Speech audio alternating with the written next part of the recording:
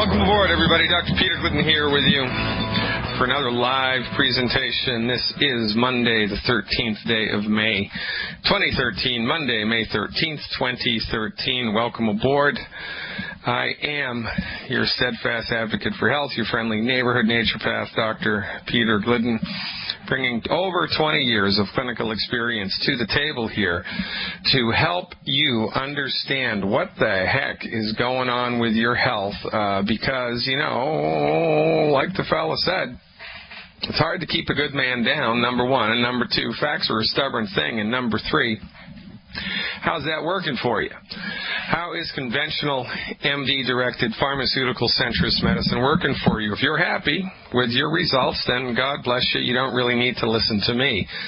But if you're sick and tired of feeling sick and tired, if your brain is reeling left, right, center, up and down, all around because you just can't figure out why the people that you've trusted, the people that you've given monthly money to for most of your adult life to help when your health is concerned, you know, medical insurance and medical professionals, when you're up against a health concern and you go to the MD and they, number one, don't know how to cure what you have, and number two, don't have any real conceptual understanding of what is causing your problem, and number three, in a best possible scenario, can only give you man-made, expensive synthetic drugs to manage the problem, doesn't fix the problem, manages the problem. And number four, when you question them as to their juvenile treatment abilities and juvenile diagnostic abilities, they blame you. They tell you that the reason that you're overweight is your fault. You've got the fat gene. They can't tell you which gene that is, though, but that's what it is. It's all genetic. Everything's genetic.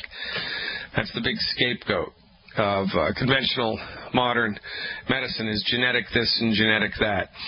Number one, it's a ridiculous notion. Number two, if chronic diseases were genetic, we wouldn't be able to fix them. We wouldn't be able to interface. We wouldn't be able to get a leg up on them. Evolution notwithstanding, we wouldn't be able to interface to change the relationship of your body to its illness if it was genetic, because I can't change the color of your eyes, can I? No. I can't change your race or your sex, can I? I mean, even the Swedish sex change doctors, they can't do it. They think they can, but they really can't. You can't change a man from a woman. You can't change a woman into a man. I can't change the color of your eyes. I can't change your nationality. I can't do that. Those things are all genetic. They're all baked into the cake. But if you're struggling with obesity, I can support and promote the structure and function of your metabolism so that you can gain a healthy body weight and keep it. If you're struggling with an arthritic condition, rheumatoid arthritis, osteoarthritis, I can advise you as to nutritional support, a science-based, clinically verified, let me say it again, science-based, clinically verified therapeutic to support and promote healthy structure and function of your bones and joints. If you're struggling with a blood sugar issue, guess what? I can advise you as to a medical nutrition program, which is science-based and clinically verified, which will support and promote the structure and function of your body's ability to metabolize blood sugar and so forth and so on. We help people overcome conditions all of the time. We help people recover their health all of the time. And if these illnesses were genetic, we wouldn't be able to do that. And so now what are the MDs doing? They're moving the ball again because they see that their failure in blaming genes is a fool's errand. Now they've developed the entire science of epigenetics, right? Where environmental forces and factors can change the way the genes express themselves. And, well, maybe, but again, really, they're overlooking the point, because the biggest thing that has an impact on how your genes function or not, the biggest thing is medical nutrition. My colleague, Dr. Wallach, proved that in the 70s. He proved that cystic fibrosis, number one, can cross species lines. It can happen in monkeys as well as humans. And number two, that it's not genetic. There's no gene that codes for cystic fibrosis. It's a broken chromosome. It's a broken chromosome. It's not a gene. It's a broken chromosome. How did the chromosome become broken? Well, the mother didn't have enough selenium in her blood when the baby was developing, and when the baby's genes tried to express themselves, they broke. If you're driving down the road and the axle of your car had rusted through, the axle of the front wheel had rusted through because you hadn't taken care of it, you never washed the car, you never took care of it, you kept it outside all of the time, you drove around on salty roads all of the time, you drove the car 50 miles an hour over speed bumps all of the time, and the axle took a beating, and then all of a sudden the axle broke, you'd be in a world of hurt. Why did the axle break?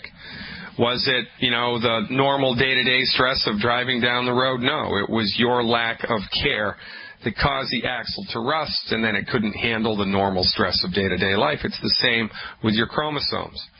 But remember, MDs, because they are color-blind art critics, have no conceptual understanding of the fundamental fact that the human body knows how to fix itself and the human body wants to fix itself. They cannot conceptualize this fundamental idea. So the MD has to look to something mysterious, something that they just don't understand in order to explain away their treatment failures. First it's genetics, and now it's epigenetics. Meanwhile, the sad fact and truth of the matter, and the interface between medical nutrition and health is staring them right in the eyes, and they can't see it because, again, they're like colorblind art critics. It's right in front of their face, but they cannot see it because they are not trained in it. And because they are not trained in it, and because they're also, brainwashed. They've been brainwashed by the educational facility that they've gone through, and then by the clinical rounds that they've done, and then by all the preceptorships that they've done with all of their superiors, and then, of course, the quotas at the hospitals that they work at. All of this pressure all of the time lends the MD to have not an open mind towards scientific investigation, scientific inquiry, and scientific thought, but a closed mind with an a priori built-in prejudice. The last person you want to bring your sick and suffering body to with a chronic disease for help is an MD, because they have nothing for you. Not only do they have nothing for you, but their therapeutics are the leading cause of death. They're the leading cause of death in the United States, the leading cause of bankruptcy in the United States. And under their tutelage, Alzheimer's has risen from obscurity to the sixth leading cause of death. I didn't know anybody when I was a kid that had Alzheimer's. Now it seems everybody does. If you're over 85 years of age, 75% of you are going to have Alzheimer's. 75%, that's ridiculous. Autism, skyrocketing. Arthritis, skyrocketing. High blood pressure, skyrocketing. Fibromyalgia, type 2 diabetes, obesity. All of these illnesses getting worse and worse and worse and worse while we've let the MDs drive the bus. For goodness sake, snap out of it. But, this is a deeply embedded myth. I'm a golf aficionado, for better or for worse. I love to play golf, and in decent weather here, I get out and play golf maybe 3 times a week after work, 9 holes. There's a golf course a couple miles from where I live, and if I'm lucky enough to be able to steal 2 hours, 2.5 hours, I'll go out onto the golf course. I was lucky enough to do that last week. Went out and played some golf late in the afternoon, and I don't know if you know much about the golfing culture or how that works, but you show up at the golf course if you don't have a tee time, and you just basically go out and golf depending on how crowded the course is. And this particular day, because I'm all by myself, which is how I prefer it, quite frankly, they teamed me up with another guy who was there all by himself, and so we're playing golf together. And, after the 3rd or 4th hole, eventually the conversation turns to, well, what do you do for a living and how do you pay the bills, yada, yada, yada. So, of course, I give my elevator speech. Oh, I'm a naturopathic physician, and I'm trained in the application of science-based, clinically verified therapeutics to support and promote the ability of the body to fix itself. We're antithetical to what the MDs do with pharmaceutical drugs, right? So I give my little elevator speech. And the conversation progresses, and I'm having golf with a nice guy. He's a very nice guy. He's an economist, I think. He does something in the money industry, right? Nice guy. But for the next couple of holes, we were conversing back and forth, and he was telling me Really, the MDs, they do a great job. They do a good job at what they do. And, you know, they don't know everything, and their hearts are in the right place, and this, that, and the other thing. And I just let the ball drop. I didn't want to get into it right there on the golf course because I'm going there to try to relax, number one. And number two, you can't teach an old horse and old dog new tricks. But this is it, you know. People, we have become culturally inclined to give the MDs a pass, even when they fail, because we think that medicine is a sophisticated, complicated, unbelievably arcane subject. And, you know, God bless them just for giving it the old college try. And this is the biggest mistake that we make. The reason that we have a healthcare crisis is because we've let the MDs drive the bus. They are not suited for this work, but we've given them the reins. The reason that we're in trouble is because of their failed therapeutics. Why are their therapeutics failed? Because they have a built-in prejudice against what's real. They can't see. They can't see the simple fact of the matter that's right in front of their face, that the body has the ability to fix itself, the body wants to fix itself, and that most of the time, in order to elicit a healing response, all that's necessary is to give the body the raw materials it needs. But because they've been trained otherwise, and because they're closed-minded into the bargain, and because their medical system has monopolized the theater of medicine, they've become enrolled in their own mythology, as have most Americans, most people that interface with MDs. They screw up, we give them a pass. They do the wrong surgery, we give them a pass. They give us a fake knee, and 2 months later it starts to hurt, and we need a new fake knee. We give them a pass. They haven't been able to even get close to coming up with a cure for cancer. We give them a pass. And it continues, and it continues, and it continues. Look, they might be the nicest people in the world, but their profession is suspect and must be avoided. I mean, somebody's got to be right and somebody's got to be wrong, and it's time we called a spade a spade. Ladies and gentlemen, fire your MD now, because they stink at what they do. I'm Dr. Peter Glidden, taking your calls when we come back. Welcome back, ladies and gentlemen. Dr. Peter Glidden here, your friendly neighborhood naturopath. I'm having a little trouble on my end with my computer. My computer just shut down spontaneously. So we're going to go right to the phones and take the first caller, whomever that is. Thanks for calling. You are live with the technically challenged Dr. Glidden. Thanks so much. Hello, Shirley. You are live. Gosh, I'm going deaf. Okay, thank you for taking my call, and I'm calling back from last Friday and Monday. We had the liquid diarrhea, and I was worried it was keeping the nutrients from uptake, and I'm also worried I've got to get a cortisone shot tomorrow and worried that that's going to interrupt. But took for a week the Sweeties, you said, for deep depression, and no sugars, no fruits. And what happened? And I haven't noticed any difference this week. I'm still, but you gave me hope. My spirits were up last week. And well, so did you feel better with more Sweeties and less sugar, or was there really no difference whatsoever? I couldn't really tell the difference, but there could have been. I was taking four 3 times a day, I guess. But I didn't eat sugar except for yesterday. I couldn't pass up a little piece of lemon cake. But well, did you feel worse after you did? After I ate the cake? Yeah. Well, mentally, I'm just not. It doesn't seem to change that much. It's just. Oh yeah, all right. So then you're also, if you're eating cake, of course. So was it gluten-free cake, or was it cake with flour? It was just regular lemon cake, and I'm sure it had plenty of sugar in the icing. So I got a good dose of sugar yesterday. Well, yeah. So this is a double whammy, right? See, and we need to really kind of focus in on this and make sure that you understand this, because what we do with medical nutrition is we attempt to fill the body's tank up so that the body has the raw materials necessary to fix itself and support and promote its structure and function across the board. It's one thing that we do, is we attempt to fill the tank up. Another thing that we attempt to do is stop eating food that's punching holes in the bottom of that tank, so to speak. And so every time you have something with wheat flour in it, wheat, barley, rye, or oats, everything you have a baked good made from wheat, barley, rye, or oats, you're effectively punching holes in the bottom of that nutritional tank, right? So part of your strategy, part of my strategy, part of everybody's strategy here, regardless of how old you are, regardless of what the complaint is, in addition to the nutritional supplementation, you must eliminate the 10 bad foods. You really have to dial that in. So that's what my next piece of advice would be. So for the next 7 days, right, you want to just be really, really good with eliminating all 10 of the bad foods all of the time.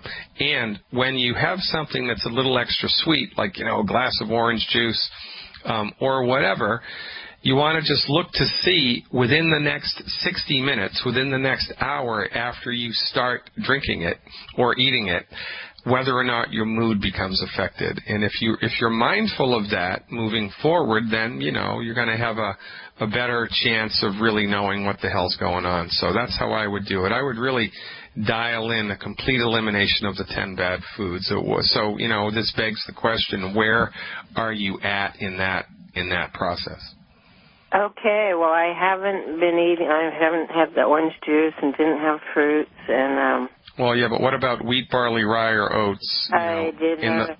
In the last since you started the program, right? Yeah, you've been on this program for a while. Just one day for Mother's Day, because I've done it. Today would be the 7th day. So,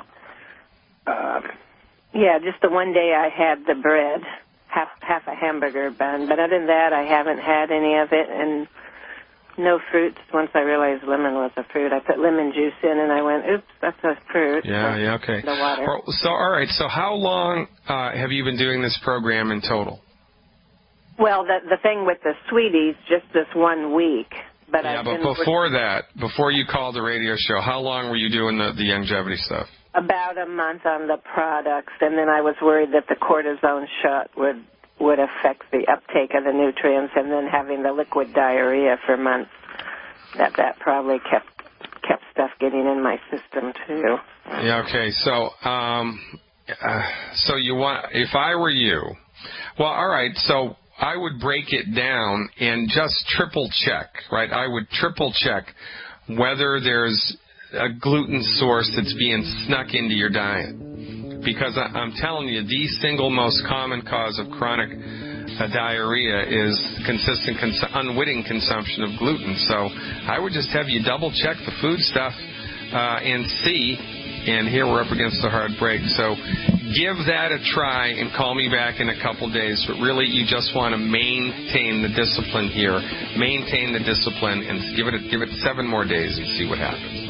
Welcome back, ladies and gentlemen. Dr. Peter Glidden here, your friendly neighborhood naturopath. Still struggling with technical difficulties here on May 13th.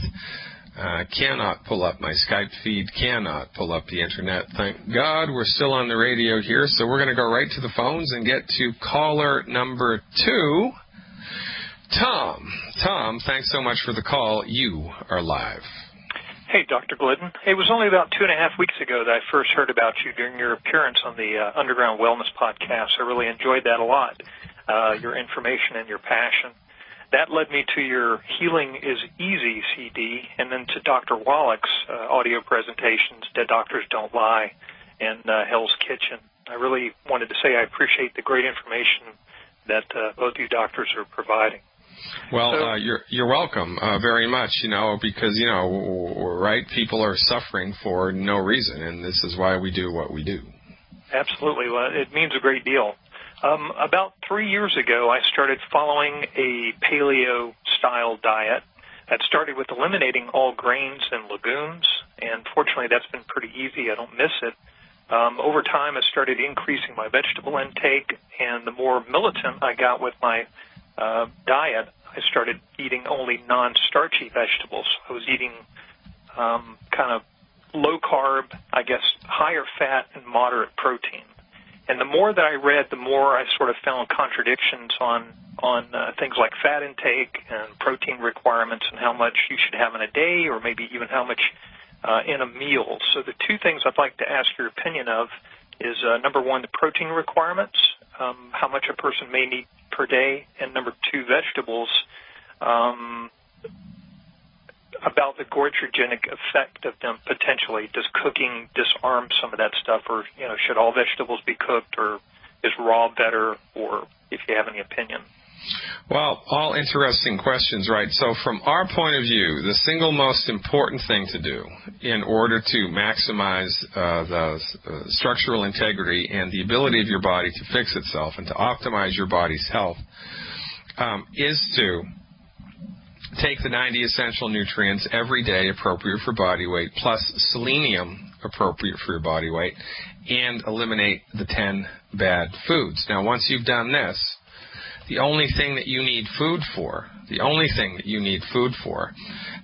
is protein to burn for support for your immune system and to help your body repair itself, fat for your central nervous system and your brain, and calories for energy. That's all that you need.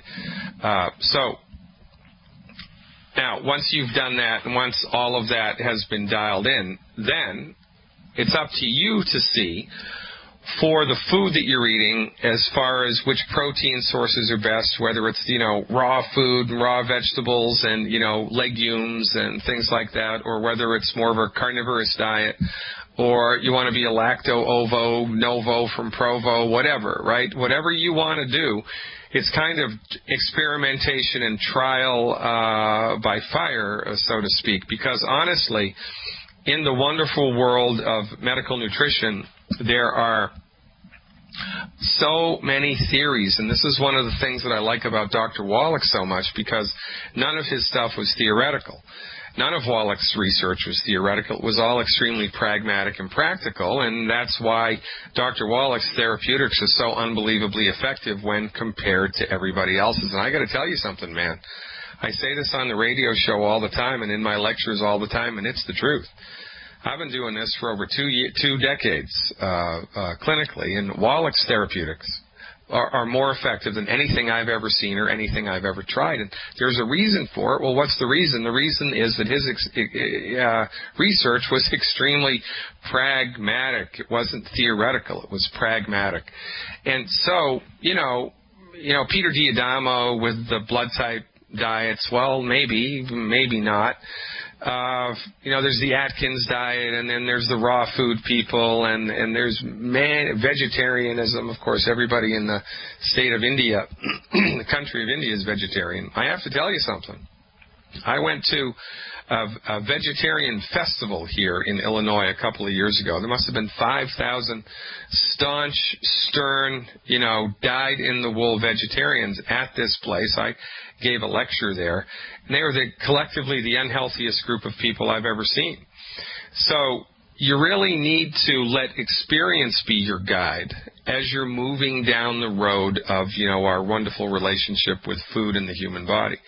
So once you have the 90 essential nutrients dialed in, appropriate for your body weight, and you've eliminated the foods that Wallach and myself have discovered as having net negative benefits, 10 bad foods, then it's fair game. Any other food is fair game. So what I would recommend is, for 6 months, do the raw food thing, see how you feel. For 6 months, be a carnivore and see how you feel. For 6 months, be a vegetarian and see how you feel, and compare and contrast the differences as long as you're still doing the 90 essential nutrients. The ballpark guesstimate for protein consumption a day for an average human between 150 and 200 pounds is 60 grams of protein a day. The chicken egg, the lowly chicken egg, is the protein source that all other proteins are compared to. That's the easiest, simplest, cheapest, and perhaps the most effective way to get protein into your body, because it also comes with a full boatload of cholesterol, which is really good for your central nervous system. So with a chicken egg, it's kind of 2 for 1, because you get the protein and you get the healthy fats that you need. And if you cook it in butter and put some salt on it, it's almost a perfect meal. So my advice to you is, don't overlook the obvious. Eliminate the 10 bad foods. Take the 90 essential nutrients appropriate for body weight, and then try one dietary discipline at a time and compare and contrast the differences. I think the hardest thing to do with being a vegetarian is to get requisite amounts of protein into your body. Most vegetarians that I know are addicted to carbohydrates because here's a curious thing that happens is when your body becomes deficient in protein, you crave sugar. There's a couple of things that make people crave sweets. One is a mineral deficiency, and another is a protein deficiency. It's interesting. Now, the next time that you get a sweet tooth, like, you're jonesing for a Milky Way bar or for an apple or for a great big glass of orange juice or whatever, throw down a handful of mixed salted nuts and see if that doesn't eliminate the sweet craving. It's interesting. I bet you that it's going to. Because a lot of the time, especially when people lean more towards a vegetarian lifestyle, they really are deficient in protein. That's the hardest thing to do if you're becoming a vegetarian, is get the protein thing dialed in. But notwithstanding that, it's kind of like open territory, man. Just take a leap in the dietary discipline pool. Probably wouldn't even need to do it for more than 4 weeks at a time. I think 4 weeks at a time would be able to give you a heads up on what's good and what's bad, and that really is where the rubber hits the road. It's in your own personal experience of what's going on. And I will tell you, I had a remarkable experience when I was younger. I was doing an intensive yoga teacher training course in 1980 in Northern California. It was a 14-month program. It was a big deal, and it was very intense. And when I was there, I met a raw foodist. And she was in her 60s, and she looked like she was in her 30s. I mean, I thought she was lying to me about her age until she showed me her driver's license. So there is something to the whole raw food thing. There is. But remember, it's impossible to get all of your body's nutrition just from food. You can't do it.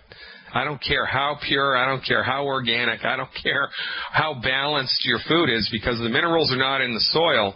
You can't get all the nutrients your body needs just from eating food. So you have to dial that in with the supplementation and then eliminate foods that we know have net negative effects on the body, and then everything else you're good to go. That would be my advice to you. What type of dietary discipline do you do now?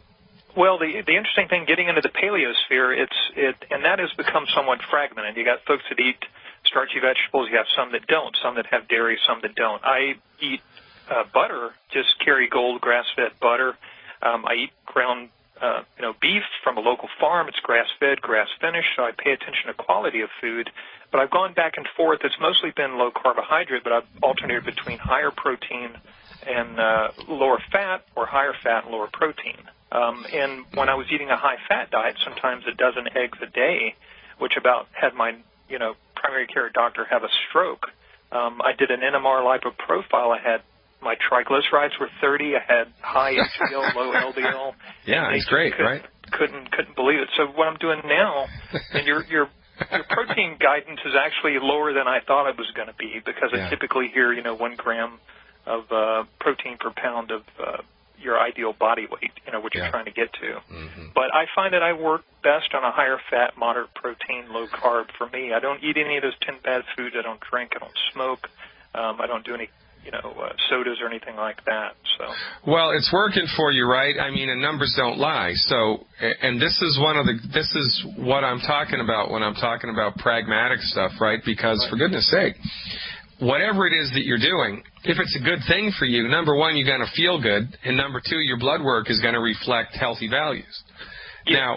Now, we could have a long conversation about, that the RDAs that MDs use are just nonsense.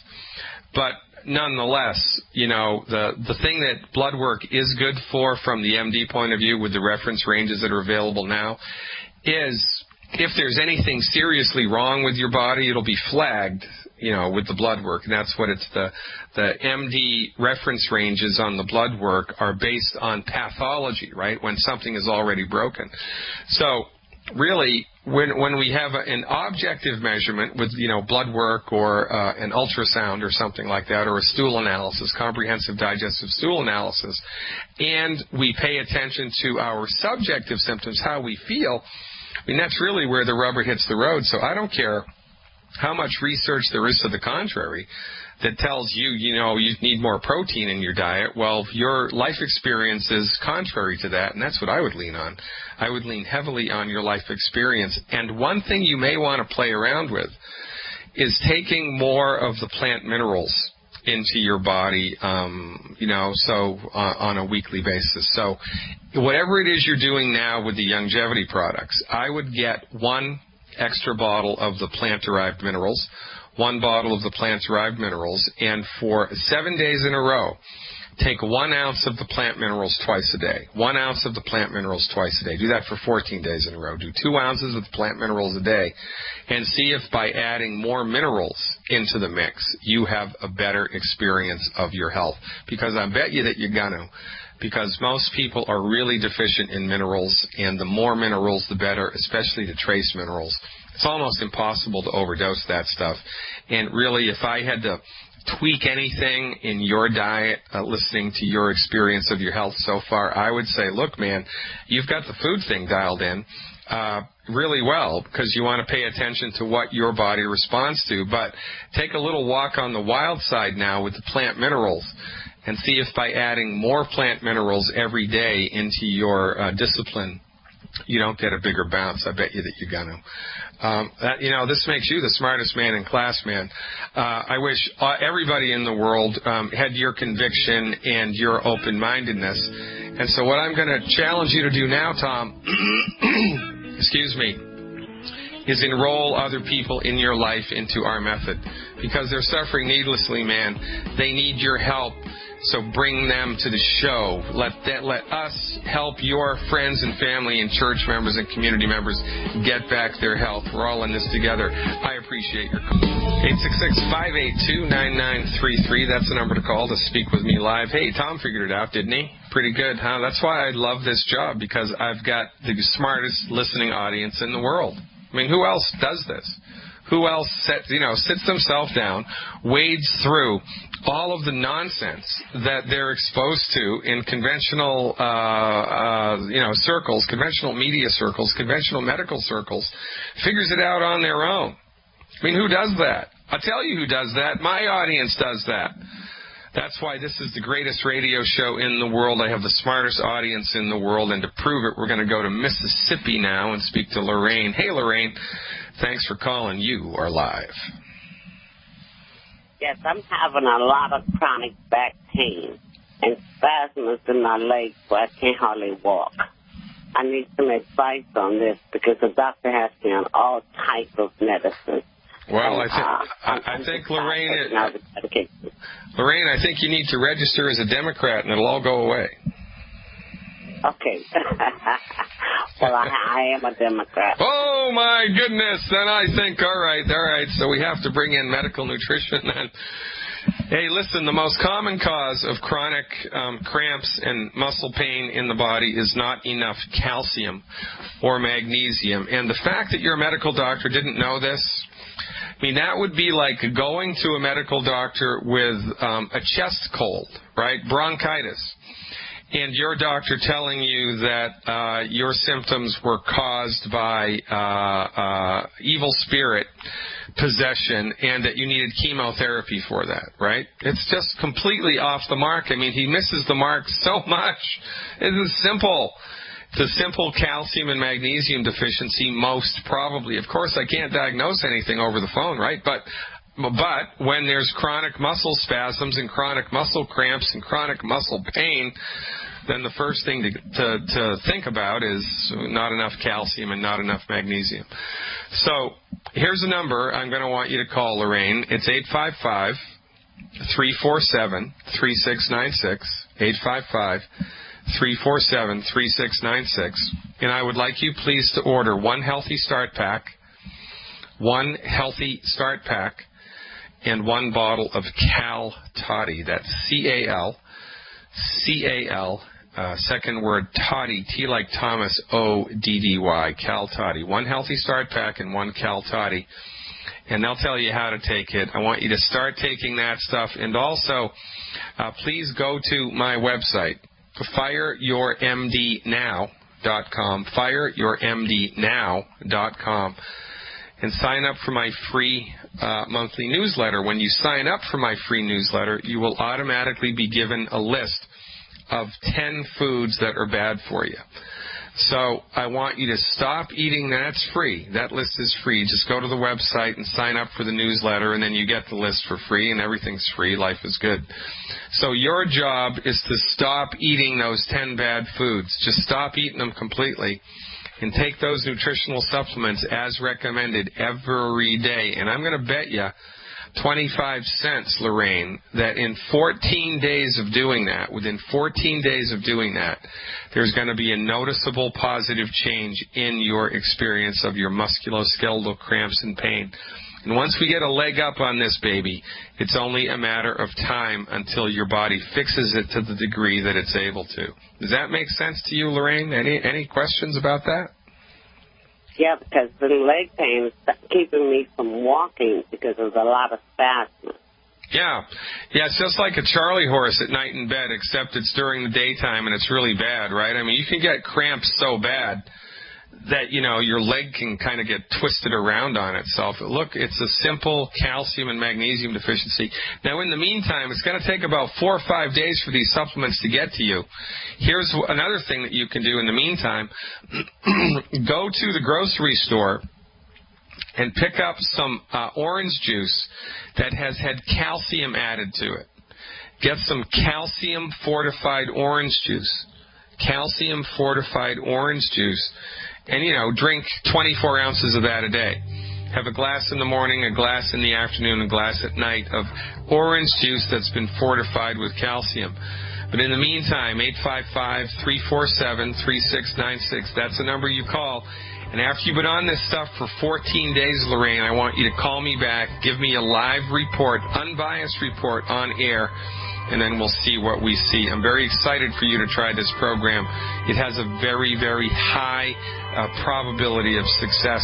Thanks for calling, Lorraine. I wish you all the best. That number, once again, 855-347-3696. Hey, everybody, thanks for tuning in. Today is Monday, May 13th, and we're getting ready for the second hour after these messages. Stick around.